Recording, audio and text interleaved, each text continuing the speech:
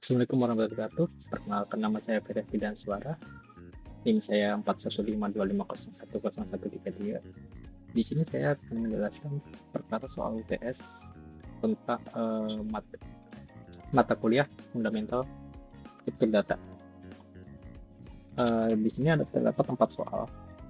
Untuk pertama-tama saya akan menjelaskan terkait soal nomor 1. Soal nomor 1 sendiri ditulis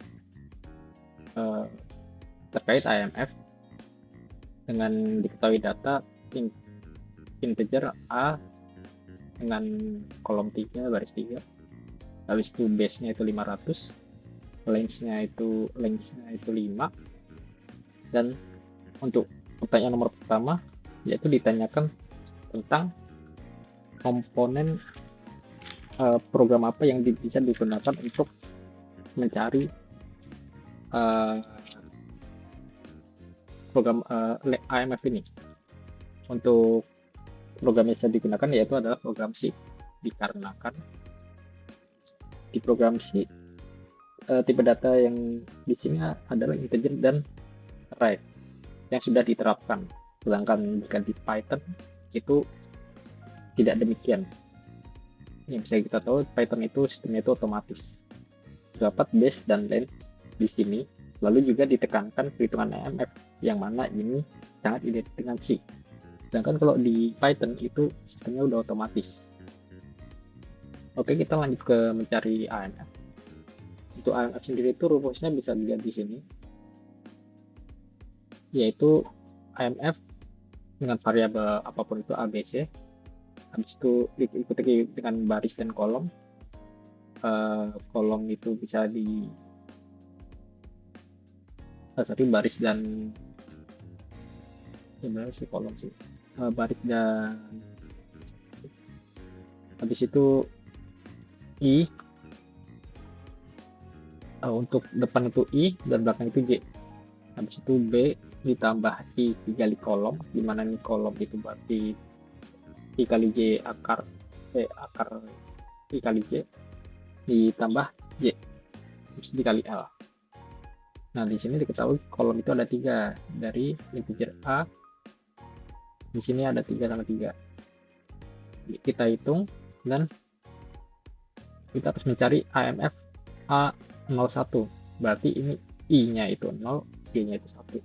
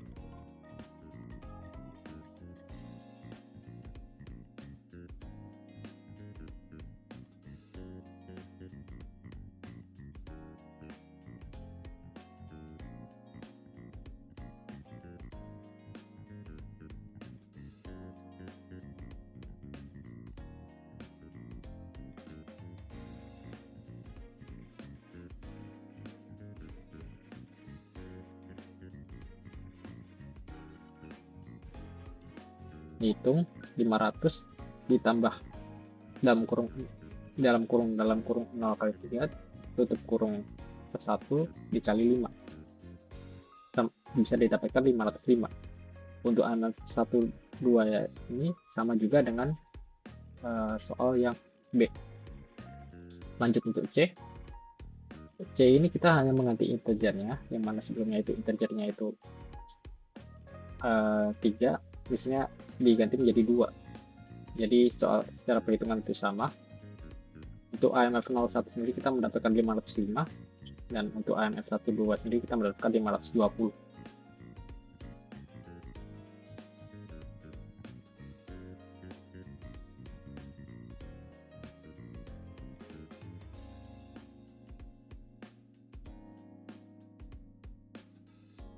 Baik, di sini saya akan lanjut untuk soal nomor 2. Nomor 2 sendiri soalnya berkaitan dengan double linked list dengan penggunaan pointer dan linked list. Soal nomor A sendiri, setiap fungsi pada program jelaskan dengan gambar ilustrasi rantai atau gerbong kereta. Di sini saya udah mencontohkan bagaimana cara saya membuat gerbong keretanya. Sebelum itu saya akan mengetik dulu terkait program yang akan dijalankan di sini. Jadi programnya itu seperti ini.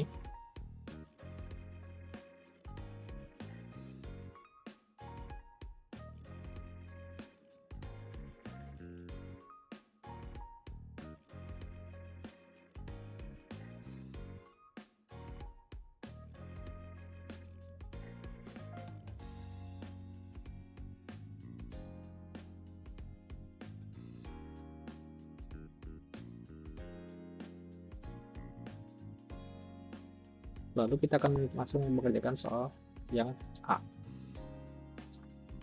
Untuk soal A sendiri, kita disuruh membuat gerbong kereta.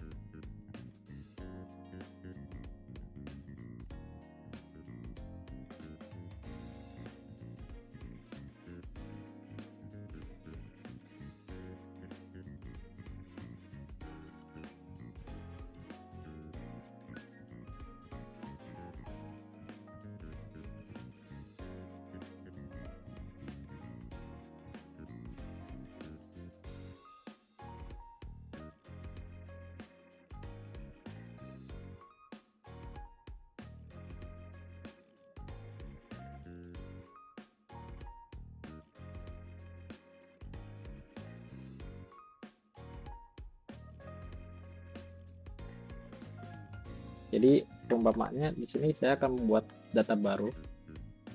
Saya akan menjelaskan soal yang tambah depan dulu, program tambah depan, di mana kita membuat data baru dengan nama data B.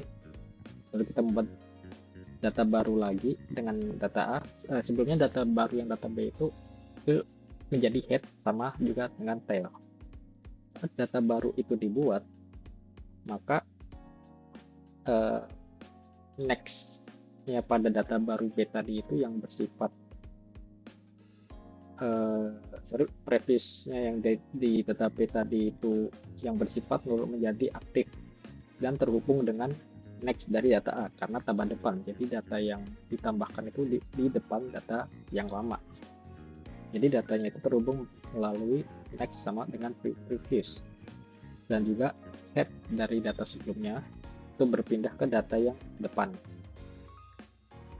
Untuk tambah belakang sendiri sebenarnya secara prinsip sama dengan tambah depan tadi, tapi tambah belakang itu cuman perbedaannya itu kalau tadi itu previous, ini next yang terhubung dengan previous data baru yang saja ditambahkan, dan yang berpindah itu bukan headnya tapi tailnya yang berpindah. Untuk hapus belakang sendiri itu kita kayak menghapus penghubung antara data yang mau dihapus dengan data yang terhubungnya, jadi kayak diputus gitu hubungan antar pointernya. Dan saat dihapus itu antara head sama tail itu akan pindah ke data sebelum atau sesudahnya. Misal kalau kita hapus belakang, maka headnya itu akan maju ke depan. Kalau hapus depan, maka tailnya itu akan maju ke belakang. Itu. Oke, kita bisa lanjut ke soal yang C. Soal C sendiri itu, mengapa pada bahasa programan Python tidak ada konsep secara eksplisit pointer? Kemudian berikan contoh program pengganti pointer pada Python lalu jelaskan. Oke, kenapa di Python itu tidak ada pointer? Intinya itu kan.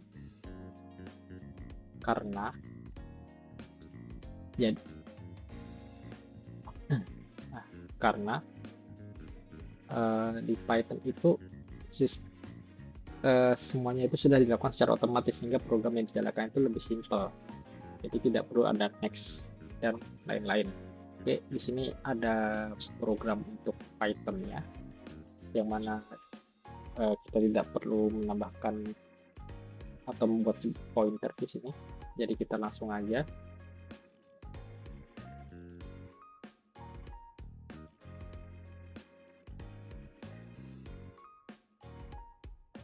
Dan penjelasannya di sini next itu berguna sebagai, bisa dibilang kayak pointer abal-abal ya. Jadi di sini tidak perlu ditandai seperti di program C karena sudah dilakukan otomatis oleh program itu. Oke, saya kembalikan soal nomor 3. Untuk nomor 3 sendiri itu kita disuruh menjelaskan tentang alur program stack pada data atau program di bawah ini. Jadi untuk alur program stack di sini kita harus memasukkan beberapa data, yang mana saya akan menjelaskan data apa saja itu. Tapi sebelum itu kita akan membuat programnya di sini.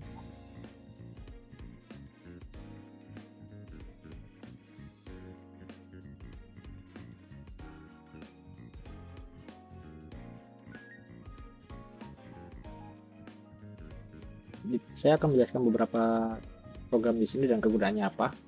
Push itu kita berguna sebagai menambahkan data. Pop itu kita menghilangkan salah satu data. Print itu kita mencetak data atau kita memperlihatkan data. Clear data itu kita menghapus semua data, dan top data dan positif kita untuk mengetahui posisi data yang ada itu apa aja. Dan di program stack itu sistemnya itu saat kita menambahkan data baru, maka data baru tersebutlah yang akan terhapus.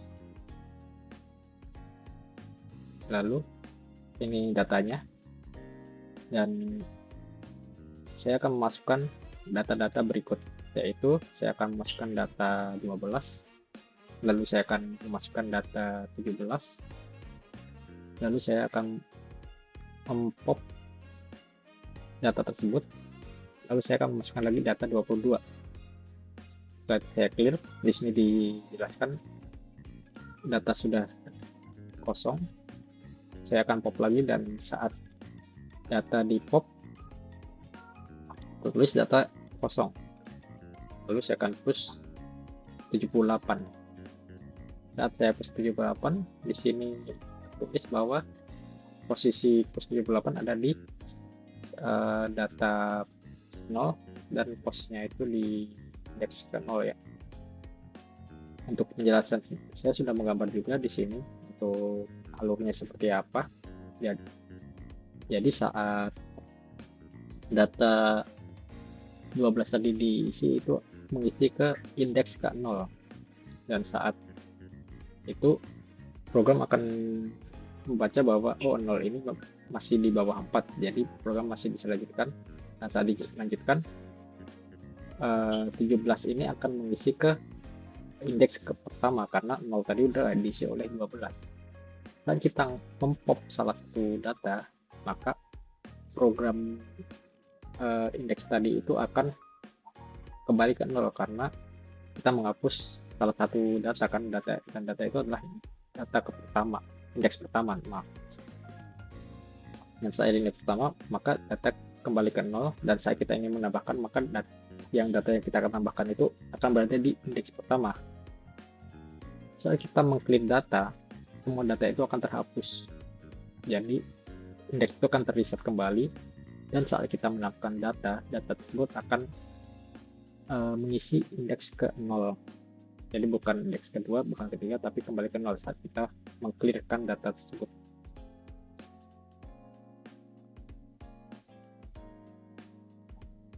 Oke, itu saja untuk penjelasan nomor 3. Oke, di sini saya akan lanjut untuk soal nomor 4. Untuk soal nomor 4 sendiri, saya tuliskan tentang program queue. Untuk soal nomor 4 sendiri, kita harus jelaskan perbedaan pada dua program queue, yaitu priority queue dan juga circular queue, yang di sini menggunakan bahasa Python ya.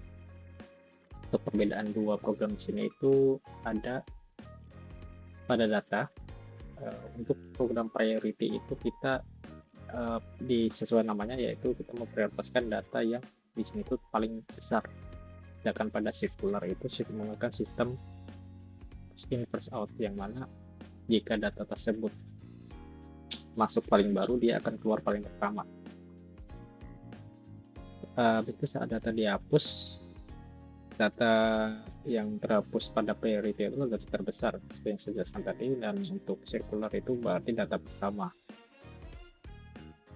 Lalu untuk alur program priority itu seperti ini, yaitu dengan membuat queue kosong, lalu data ditambahkan ke queue, dan saat delete, data dengan prioritas tertinggi akan diambil lalu diulangi sampai kosong jika itu untuk priority queue. Untuk circular queue sendiri itu untuk awal itu sama, yaitu tentukan ukuran queue, lalu tambah data sebagai rear atau tail. Jika tail mencapai akhir array, maka indeks kembali ke 0. Saat data dihapus, maka data itu seperti yang soal nomor 3 tadi, maka data dari front, data headnya itu akan berpindah. Misal kita ngapus depan, berarti data headnya itu akan berpindah ke data selanjutnya. Kalau kita hapus belakang, berarti data tailnya itu akan berpindah ke depan gitu. Lalu untuk base sendiri, kita mengubah program menjadi input. Di sini saya hanya menambahkan tentang pilihan untuk input data, yaitu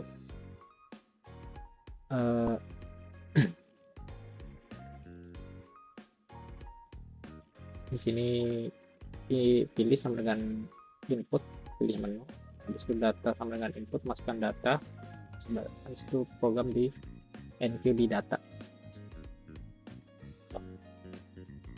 Saat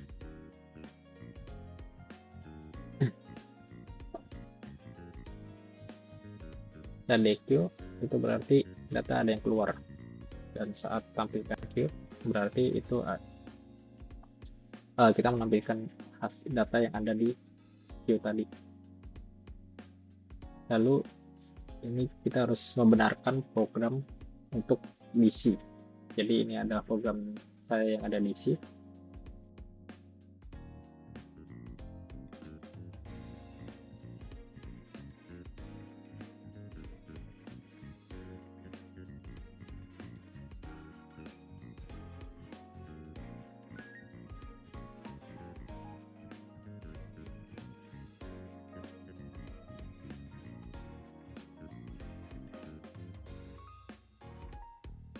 Untuk program DC sendiri, dari hasil saya lihat di mana di program Python sama C sendiri terdapat beberapa kesalahan, yaitu pertama pada kelas priority queue-nya itu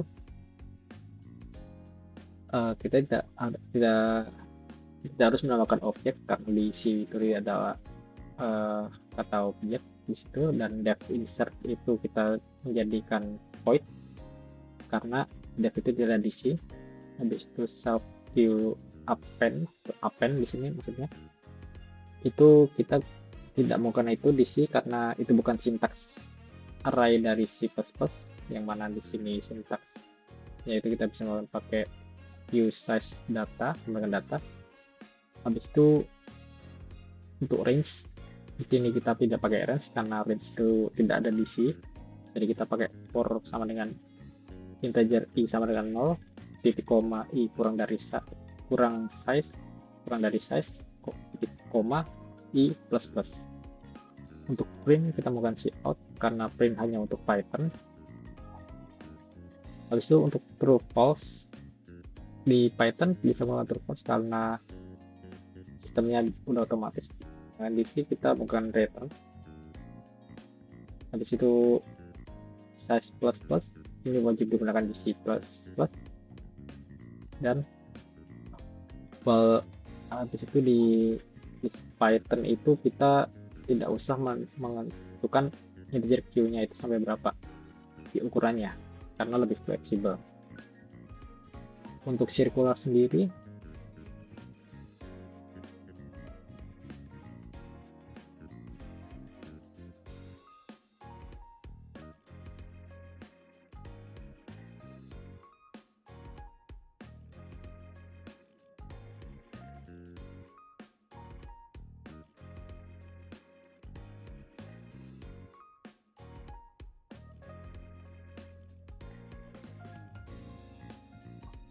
terdapat beberapa kesalahan juga dan perbaikan di C++, yaitu kita harus menentukan indeks awalnya sendiri, dimana kalau di C itu kita menentukan dengan min 1, sedangkan kalau di Python itu kita tidak perlu. Habis itu untuk di Python itu kita melakukan self Q sama dengan none, sedangkan di C kita hanya melakukan Q karena self itu tidak ada di program C. Habis itu def and Q sub data, def itu tadi kita mengganti menjadi void. Habis itu print kita ganti menjadi cout.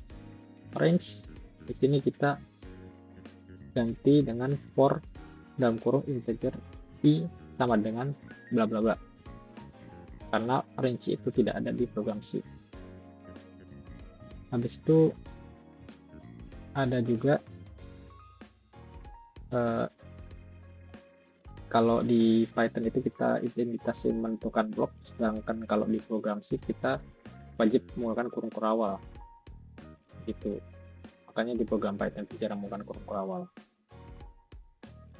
Lalu kita akan mengubah program tadi itu menjadi linked list, dimana pertama saya akan mengubah program priority itu menjadi linked list.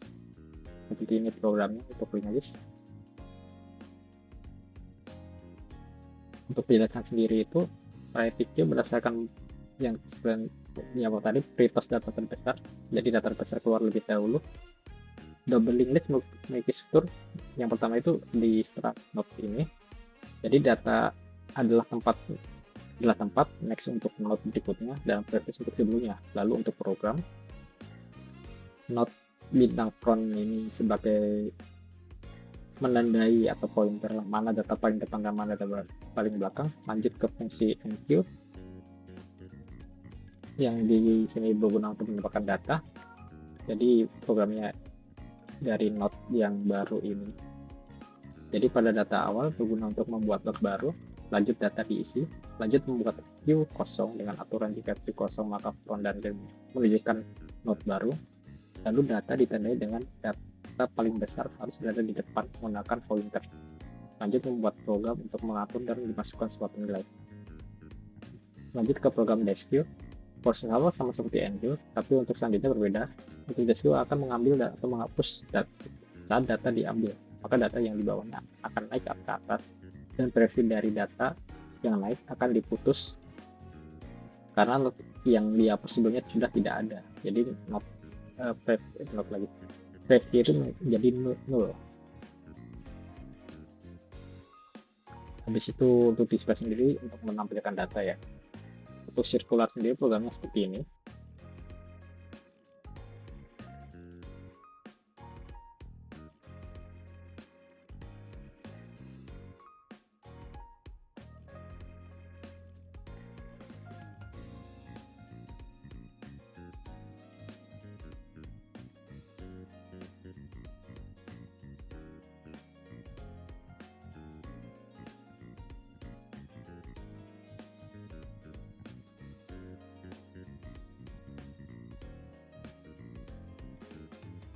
penjelasan untuk sirkular sendiri, yaitu konsep sirkular sendiri berarti not terakhir yang dimasukkan adalah not pertama, dan doubling list strukturnya itu awal ini struk not. Jadi data itu ada tempat seperti tadi, next itu untuk berikutnya, dan preview itu untuk sebelumnya. Habis itu untuk not bidang front sama dengan null ini digunakan untuk menandai mana yang paling depan dan belakang. Lanjut ke fungsi enqueue yang digunakan untuk menambahkan data. Pada data awal berguna untuk menambahkan not baru. Lanjut data diisi. Lanjut membuat queue kosong dengan aturan jika queue kosong pada sirkular pertama not menunjukkan dirinya sendiri. Lalu dengan menambahkan not baru dengan alur, not baru menunjuk front, lalu not baru menunjuk read lama menunjuk not baru, front menunjuk not baru, dan pada pas akhir read berpindah ke not baru. Jadi not baru menjadi read, sedangkan yang lama menjadi front untuk dash queue, menjadi front. Untuk dash queue sendiri, data yang keluar adalah data yang pertama. Jadi yang mana di sini adalah front saat data pertama keluar, maka di posisi front akan berpindah ke data kedua. Namun apabila hanya terdapat satu data, maka data akan langsung kosong. Jadi, dan untuk display sendiri digunakan untuk menambahkan data. Sekian penjelasan soal atau mungkin penjelasan UTS saya pada kali ini. Jika ada kata yang tidak berkenan, saya mohon maaf. Wassalamualaikum warahmatullahi wabarakatuh.